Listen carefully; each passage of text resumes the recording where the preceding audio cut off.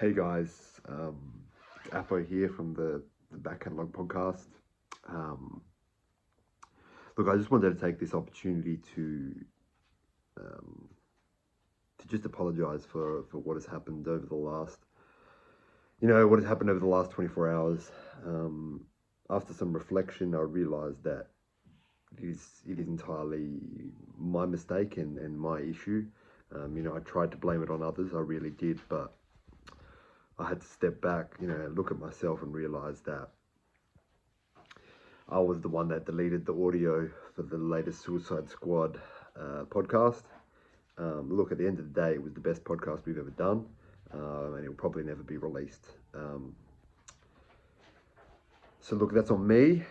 I apologise. Will I redo the podcast? No. I haven't got the time for that, nor the mental capacity. But will we do a podcast next time that I will upload? I really hope so. Look, if I could make this video in black and white, I would, just to add to the fact that I'm feeling really sad. Anyway, I'll pass you over to Vincent. Welcome to another episode of the Back Catalogue podcast. This is the podcast where we, and by we I mean me, Apo, my co-host / co-founder Vincent, we dive into the streaming services and we tell you, the listener, but of course the viewer, what is worth it and what is not. And hey, listen, if you are Phil or know a man named Phil, shout out Phil.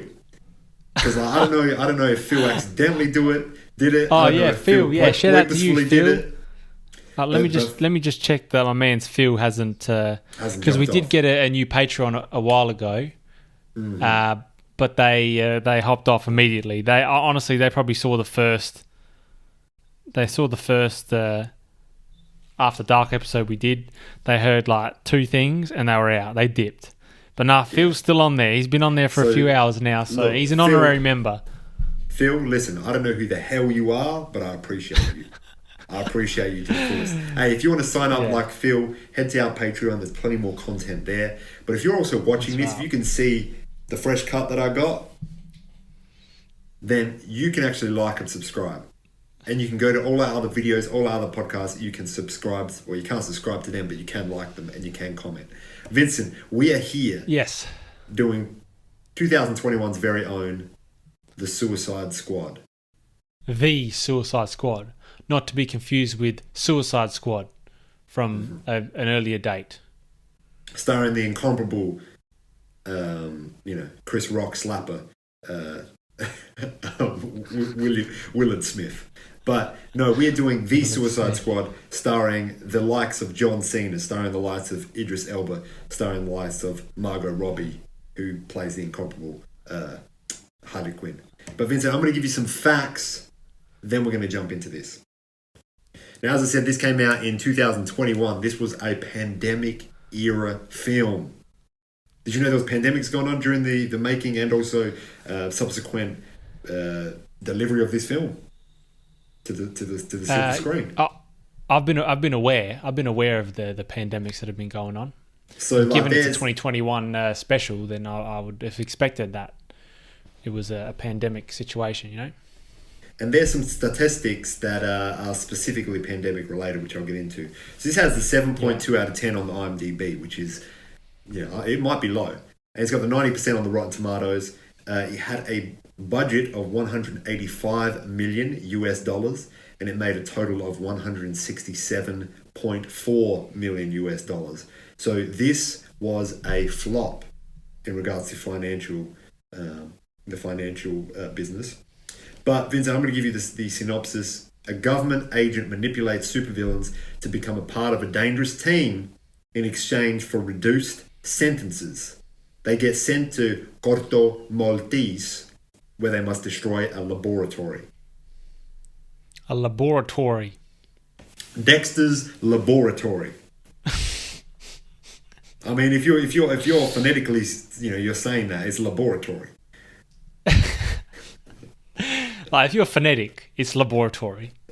If you're not phonetic, then there's probably like laboratory. Is phonetic is the right word if I'm not mistaken. What do you mean? You can't be phonetic. You're not a person who's not phonetic. No, but I'm saying phonetically, like if you pronounce like the phonetic pronunciation. That's right. The phonetic. Let me have a look at this. Now, while Vincent's having a look at this, I want to just advise people that this is a DC film, Detective Comics film. DC. Right? DC.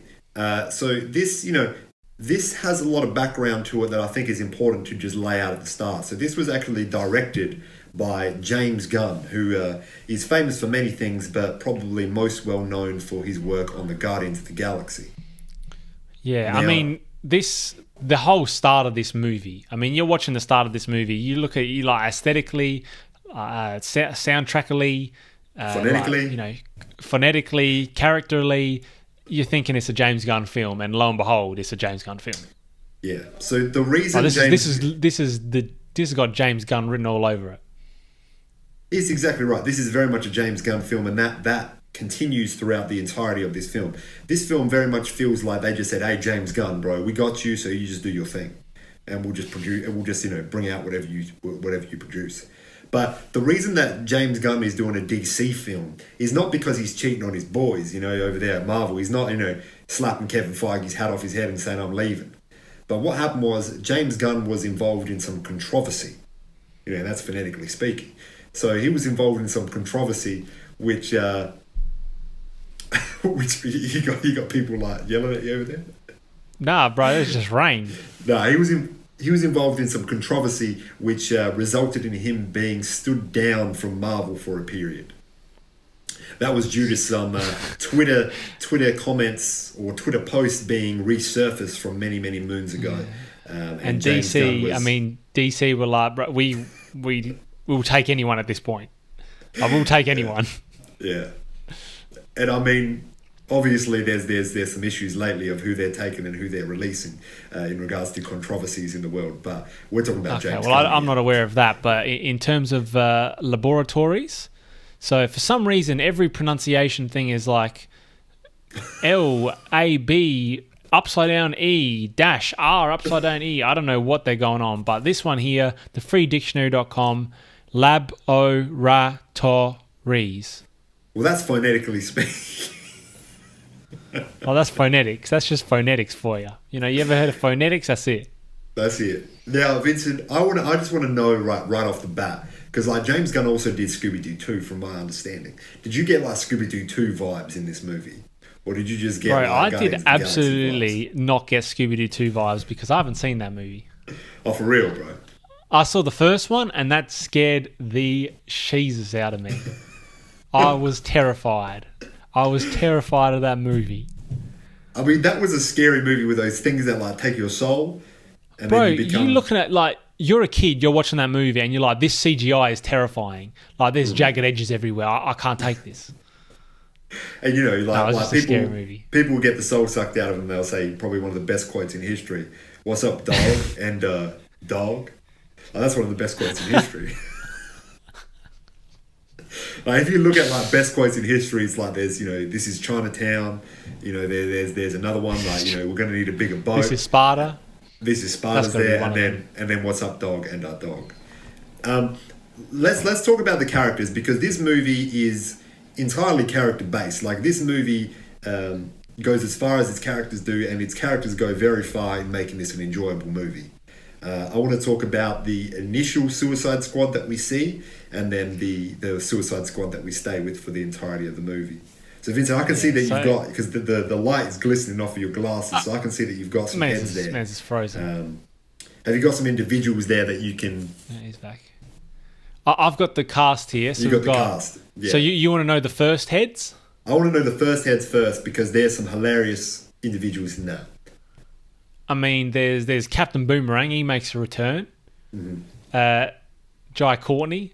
We got Nathan Fillion as TDK, which means the detachable kid or something. Yeah. We got Flula Borg as Javelin. Pete Davidson is Blackguard. Sean Gunn is Weasel. I don't know who else was in that crew. Michael Rooker was Savant. The man with the white Savant. hair. Yeah, he's up on the top here. And I think that's it, roughly. So, Dr. so Fitzgibbon. That's a different dude. That initial Suicide Squad is sent to this island, the Corto Maltese, as a distraction to allow a better squad to go through. But the thing that I liked most about it was the fact that Michael Rooker's character. So Michael Rooker is a great actor. You know, he was Daryl's brother in Walking Dead. He's been in many a film. He's the man's in Guardians of the Galaxy. Guardians of the Galaxy. He's whistling. He's doing blue things. So he's presented at the start of this film, and he almost looks like he might be the main character. You know, he's doing crazy things. He's throwing squash balls around the thing. He's killing birds, and he just looks like he means business because he's got this long white hair and he's wearing this tight ass red suit. And then as soon as things start firing, Mans just runs, evacuates back into the water. Everyone from his team. So essentially, they get to the island. And they're being ambushed by the Corto Maltese, military or whatever.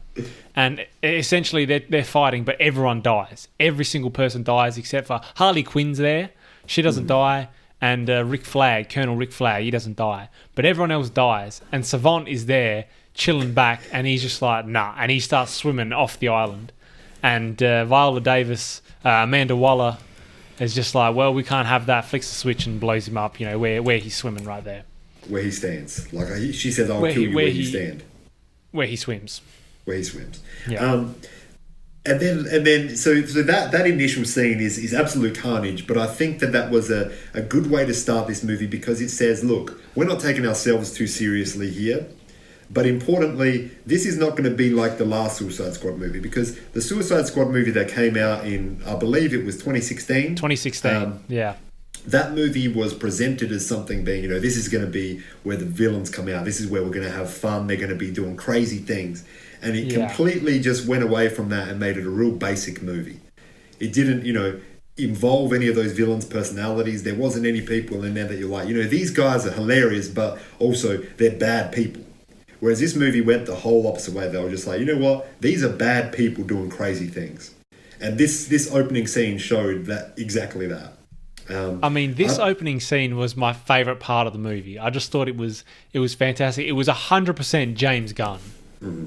Like, it was so stylized, but it was hilarious. The music was great. Even just like the interactions between the different characters, they were all hilarious because they didn't care about each other. Like Pete Davidson as Blackguard, he sells them out. Yeah. I don't know if they were actually meant to be the distraction there, or if it just happened that Pete Davidson wanted to, he's like, yeah, I'm the one who sold you out, and he just gets shot right then and there. Well, Mans was in jail, so I'm assuming like he didn't have the means to do that without Amanda Waller. Bro, you say he doesn't have the means because he's in jail. Are you for real right now? I know that you're within the. Bro, there's means. Systems there's means in the systems. There's means. I know that you've had a rough past, Vincent, and you've been within the system, but like I don't know about the system as well as you do. I didn't watch all them Louis Theroux documentaries, But so best... I think the funniest part, before you say the best, is when Weasel, who is like a humanoid weasel, falls out. They all jump out the helicopter or the plane into the water to swim to the beach. And everyone's like, did anyone check if Weasel could swim? And man just drowns. And the best thing about Weasel is all we've got leading up to that is, Weasel. Oh, this might have been later actually, but Weasel like licking a glass window. We've seen Weasel's got that, got that belly, got that beer belly with the eyes popping out of the head. Like Weasel is a hilarious looking character, and it is exactly what this movie needed to have. Just some weird character that not many people would probably know about. I'm not even sure if it's actually. I'm assuming it's a DC character. But I don't know because I don't know if these heads are. I mean, like you said, I'm assuming they are, but I've never heard of a Blackguard. I mean, I'm sure there's a Blackguard somewhere, and I've never even heard of a Bloodsport. His name's Bloodsport. Is his name? Yeah, that's Idris Elba. Yeah. Because there's Bloodshot, there's all sorts. Like if you're calling yourself Bloodsport, well, I'm thinking you're playing ping pong by instead of a ping pong ball, you're playing with like a blood clot. You know, also my internet just ain't working, so I don't know. I can hear you well. Like that's that's just the Van Damme film, but that's just what it is. So, this is my question to you, Vincent. Do you think that this Suicide Squad, the actual Suicide Squad, so we're going to talk about that for a second, which involves John Cena as Peacemaker. It has Daniela Melchior as Ratcatcher 2. And it has Idris Elba as Bloodsport, as well as the man's like, this is your favorite man. This is the Italian stallion, Vincent. It has Rocky Balboa's very own Sylvester Stallone as King Shark. That's just fantastic things. Is that still Sylvester Stallone as King Shark? Sylvester Stallone saying all those King Shark lines. That's hilarious. Also, I think all the just quickly. Okay. Now I'm in the DC extended universe. I want to look at Blackguard. Well, let me just anyway. Finish off what I was going to say. These individuals that they scrape together for the next Suicide Squad, including Milton, are absolutely fantastic. And obviously they were well loved enough for John Cena to get his own show, Peacemaker. But I think all of those characters work so well individually, and of course work really well together. They're all exciting, funny, and silly characters. It's just it's a perfect ensemble. I do think the actual characters, like, I don't know what's the dude's name? The dude that I don't know, has some kind of quantum virus. I ain't got him here. There's a quantum virus. That dude. Oh yeah, the polka dot man. Yeah. I forgot about him. Polka dot man. I mean, that dude's hilarious because he just throws polka dots and that just sends him to the shadow realm or something. And I just love that he hates his mum, so he hates and loves his mum. Yeah. So he just pictures his mum as every individual within that space. Yeah. Now, Vincent, I think this is a great movie to just talk about the hits because there are numerous hits. I want to talk just specifically. I want to take a moment just to pay my respects. Pay my absolute respects to Margot Robbie, because Margot Robbie is, if the first Suicide Squad movie got something right, it was Margot Robbie playing Harley Quinn. Yeah, she was good as that character. Harley Quinn is a great character in general. From the limited comic books that I've read, the ones that have featured Harley Quinn, she is a great character, but has been underutilized because there's a lot of Joker focus within our world, which is fair enough. Yeah. Because the Joker is an exciting character. But I think that Harley Quinn can be just as exciting and just as interesting as the Joker is, but she just needs a good story. Now, have you seen Birds of Prey? I have not. Birds of Prey is top tier film. You should watch Birds of Prey. And I think Harley Quinn does really well in that. But this movie, man, Harley Quinn, 100% hilarious. Not only was she hilarious and great and just crazy, but she was also not sexualized like she was in the first movie. They didn't have to put her in any skimpy, not that there's anything wrong with wearing, low-cut outfits and things like that. But they didn't have to do that as a means to get the audience excited to see her. They just had her doing her thing, killing folk. The scene where she escapes from that compound was like another one of the greatest scenes in this movie. So much of this movie was great because it was exactly what you would expect those characters to do. It was just wild. You just couldn't predict it. Harley Quinn gets, kidnapped, I'd say, by the leader of this Corto Maltese who've taken over. Bro, what's going on here? No, I just got people looking at me. Bro, people looking at you? Yeah. That's right. Keep going, Vincent. Keep going. Bro, people looking at me as well. I'll just tell them, just message me. I'll message you back on the line. All right, keep going. Yeah, just message me. All right, just hit my line, bro. And she gets taken up there, and the dude's like, "Oh, I love you. I want you to be my wife because the havoc you cause is just beautiful, and I'm a depraved human being, and that's what I like in my life and whatever." And then they have intercourse, and then he says something about, I don't know, I'll kill kids, and she's just like, she just shoots him. Yeah. And she's like, well, I was looking for signs. You know, my last relationship, I said to myself, I had to look for the signs. And like shooting kids, that's probably a sign. And so she just shoots him, and that's it. That's probably a red flag. And this dude is kind of, you know, the previous shots are him being the big bad. You know, he's the one behind the uprising in Corto Maltese. He's behind all the things, and he's gonna, you know, show America that they're actually better than Americans, or whatever his plan is. He's going to show the Americans that they're better than Americans. He's going to show them that. And that is hilarious. Top tier hilarious.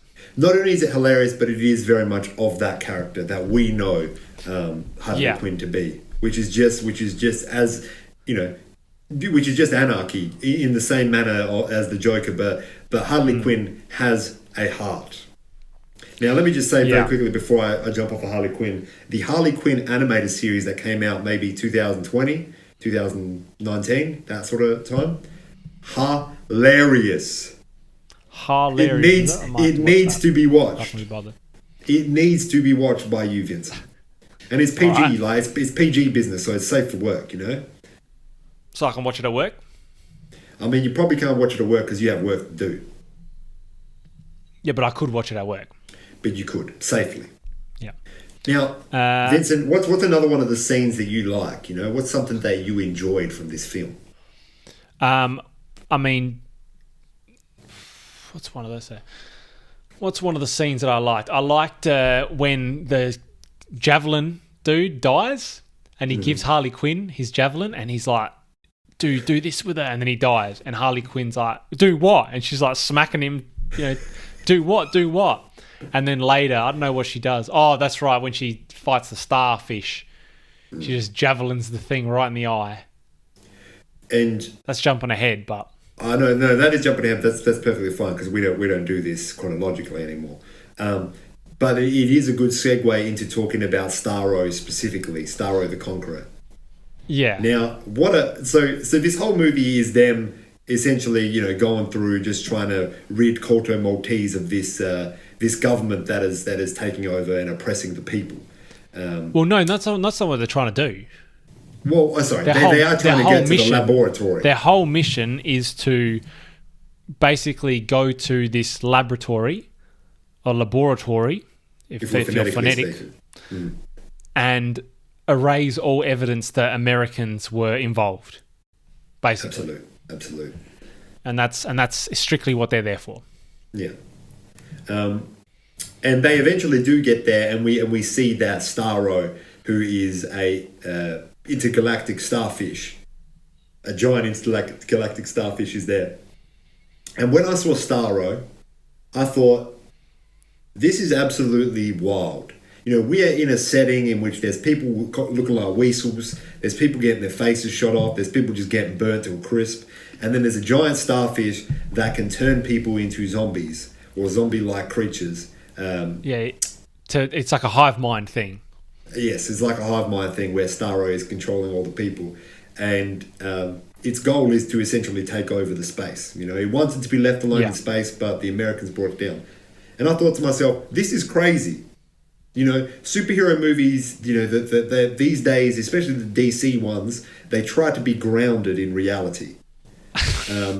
You know, even the last Suicide Squad movie said, I'm going to ground myself in reality, other than obviously, you know, the Enchantress doing Enchantress business and a man turning into the devil. But other than that, like, it was pretty grounded within a reality that makes sense. Yeah. This movie had a starfish, and it was amazing.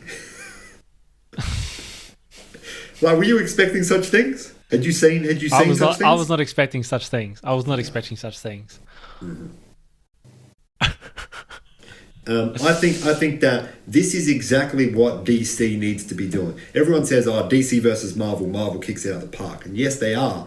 But I think that DC has a good position now to start making things, just random things, just within their archives of material. Yeah. Because do some wild stuff. That's the thing, because Marvel have literally done everything superhero. They've done it all. You know, everything is here, you know, a bit different flavour of the same thing. But DC, I mean, this Suicide Squad was wild. the Batman film was another one that was it was similar as into the regular superheroes and whatnot, but it just had a different feel to it. Yes. I think the Marvel, as different as all the films are, they have a similar vibe, I guess. The aesthetic is the same throughout. The aesthetic, but also there's sadness in there, and there's darkness and whatnot. But overall, they're light movies. Mm-hmm. It's a light watch. It's a movie that you put in when you're about to go to sleep, if you do that sort of thing, but you shouldn't because of your, you got to think of sleep patterns. You got to sleep think hygiene. You got to do sleep hygiene. Circadian rhythms. No screens an hour before bed, folks. All right. And if you are doing screens, keep that light on. Yeah. Yeah. You know what I'm saying? That's circadian rhythm, though. That's circadian rhythm. So yeah, I think DC. Yeah, I think DC. They need to do something different, because otherwise then they're just going to get compared to Marvel. Like, what can you compare this movie to that Marvel have? You can only compare it to this movie. I mean, you can compare it to James Gunn because it is a James Gunn film. You can't even compare it to Guardians of the Galaxy. No, you can't. Like, you can, but you can't. I mean, you could compare this to the Bible if you wanted to. I'm sure there's comparisons. But the reality is, this is very much a unique movie, and they have the opportunity to just make unique movies. They don't need to tie into one another. They can have interlocking characters, like Harley Quinn can pop up in something else, but they don't need to be a linear story, which is what the Marvel thing is doing. They can just be fun stories throughout. Like, why don't superhero movies do this more? The stakes can obviously be as high as they want to be, but also the stakes can be quite grounded within a space, within the corto maltese. You know what I mean? And that's phonetics. The one thing that I didn't like about this movie is that there's not more of it. But there is. So I'm going to be watching Peacemaker after this, because this was so fantastic that I really want to watch Peacemaker. I want to see... I just after seeing John Cena in his tighty whities just in the middle of a jungle, that was hilarious. That was hilarious. Honestly, the whole King Shark just always trying to eat heads at the start. Like the Ratcatcher 2. The Ratcatcher 2, that story was hilarious, that she's just called the Ratcatcher 2 because her dad was the Ratcatcher. She's the sequel essentially. And her dad just did this whole thing of talking to rats. And there was some I don't know, some emotional business there.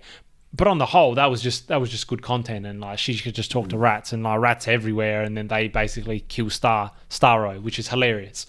I mean, they're everywhere. They're everywhere. Like, look under your seat, you've got a rat, and this is not Oprah. There's just rats. I also think the Ratcatcher story was hilarious because Taika Waititi, who is just a fantastic director and actor, is just in this little snippets of the Ratcatcher's life. Which is quite funny. But Vincent, I'm going to have to just jump into the ratings for this movie, unless there's something specifically that you have to say. I'm going to say one thing that I didn't like, and that on the whole, I think I enjoyed this movie. This was a movie where one night I was like, well, I've got about 2 hours, and what comes up on Netflix? It was Suicide Squad, and I thought, I like Idris Elba, I like my man's John Cena. That's all I needed to see. I mean, it was really just Idris Elba that sold it to me. I mean, Idris Elba will sell it. Idris Elba will sell it. And I liked Idris Elba as a character, but the whole situation with him and his daughter, and then Ratcatcher being like his pseudo daughter and that kind of thing, and that whole thing, they could have just scrapped that. They could have just scrapped that, because I mean, he was a terrible father. There was nothing that redeemed him after it. And at the end, when the daughter's like, "Oh, that's my dad," it's like he's not doing anything. It just felt like unnecessary content to try and get us to feel something. Well, yeah, and the reality of the situation is, they are horrible people. They don't need to be redeemed at the end of the movie, because we like them for that reason. We like Idris Elba, even though he has that thing, with that argument with his daughter at the start. We like Idris Elba because he's out there with things that come off his suit that he can shoot people with. That's wild. And he's also Idris Elba. You got them things. How did they catch him? No, I don't know. I have no idea how they caught him. I don't have no idea. Mans must have just fallen into the jail somehow, because that's the only way you'd be able to catch him. Into jail. That's right. But the other thing that I thought was hilarious was when they were, they destroyed the evidence and they were leaving, and someone said, "Hey, like, we got to stop these heads. Like, all these people are going to die." And Amanda Waller was about to just knock them all off, explode the bomb in their heads, and she gets hit in the head with a golf club. but the best, but the thing is, after she's in her office with like sun on her head, bro, that's it. Like, lights out. They're not coming back on. Oh, dude, that was a swing. You get hit in the temple with a putter at that velocity. Oh, that's it. That's left, right, good night. But like, I'm talking about you're staying asleep. Like, you don't even have to pretend you sleep. Like, pretend you sleep. No, she's not pretending. You don't have to pretend. Vincent, I'm going to give this movie. Anything. Let me just give this movie a rating. I think there was something else that. I mean, the polka dot, like, other than unexpected things, the polka dot man, he was there for like the whole movie, and then he just gets squished. He does. Yeah. That's hilarious. Like into nothingness. Like, man's suit's just there, just like on the ground, tattered. Yeah. Also, John Cena Rick Flag and John Cena, because John Cena's like, I'm here to bring you peace. I don't care if I got to kill you to get it. And I mean, that's hilarious. And I realize that that's now the tagline of his new show, but that's also hilarious. And also the fact that he said, I'm gonna, if there was 10,000 Richards on this beach, and I had to eat every one of them to bring freedom to this world, I'd do it. And like, that's just peacemaker things. When you hear that quote, you say John Cena is giving this his all, and I appreciate that from John Cena, because you couldn't see him until now. Let me tell you couldn't see him until this very moment. You couldn't see him. Vincent, I am going to give this a rating now because Mans needs to go. I'm going to rate this out of 10. I'm going to give this an 8.7 out of 10. I'm going to give this a 6.5. For real? Yeah. Bro, you're talking about. But it was a fun movie. I enjoyed it. There's one issue. He's given it a 6.5. Yeah, but I don't know. I just think that's a 3.5 worth issue. Man's daughter was like, she was upset with him. That's 3.5 off the top. Let me just shave that off the top. Like 100%. I'm telling you, when I watched this, which was now 3 weeks ago, the feeling that I got after watching it, I was like, yeah, this was like, it was a good watch. But I'm not going out to tell people to watch it. An 8.7 for me is I'm telling people you got to watch this movie. Yeah. And I have not told one person except for you, because we do it for the podcast. And that's just, that is the ebbs and flows of podcasting. There'll be ebbs, there'll be flows. There'll be peaks, there'll be troughs. Suicide Squads. There'll be links in the description for TikTok, Twitter, and Instagram. Yes. And the Patreon. Phil! Yes, Phil. You ain't even watching this because why would you watch it at 33 minutes in? But Phil's there. Phil's on the Patreon. All right. See you, Phil. Talk soon. Talk soon, Phil. Talk soon. Hey, man, I feel good.